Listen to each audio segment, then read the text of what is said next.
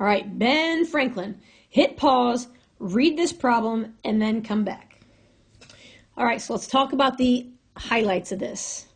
So we are going to say we are starting with about $5,000. We've got a 5% interest rate, compounded yearly. We're not touching it for 100 years. Those are the big pieces of this problem. So how much should they have at the end of the first century? So again, let's talk about, they started with 5,000. They said they had a 5% interest rate, and it's compounded yearly. So yearly just means we have a 1.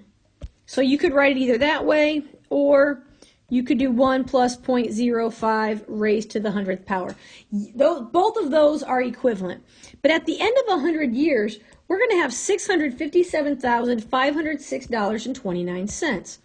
Now, you find where I can earn 5% interest, and I'm going to have a good time with that, because that really doesn't happen too much these days.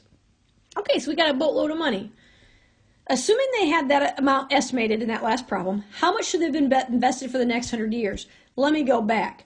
It said they can spend 3/4, but the rest has to be invested. So if they can spend 3/4, that means they have to invest 25%, right? 25% is 0.25.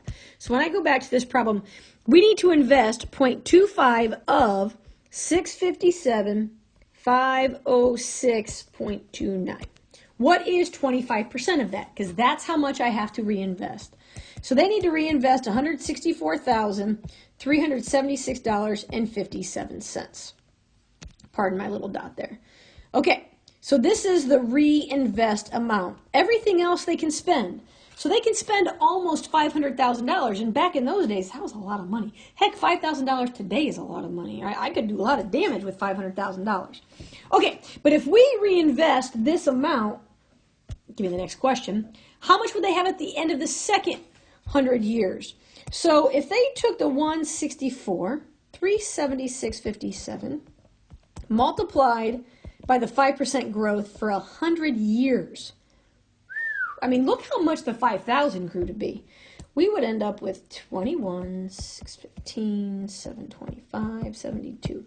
Over $21 million. Now think if they did it again. Spend 3/4 of that. Spend $15 million. Take that $5 million and put it back in and let it grow. Think how big $5 million would be after 100 years. It would just be astronomical, really. But anyway, that's a way that you could think about investing, long term.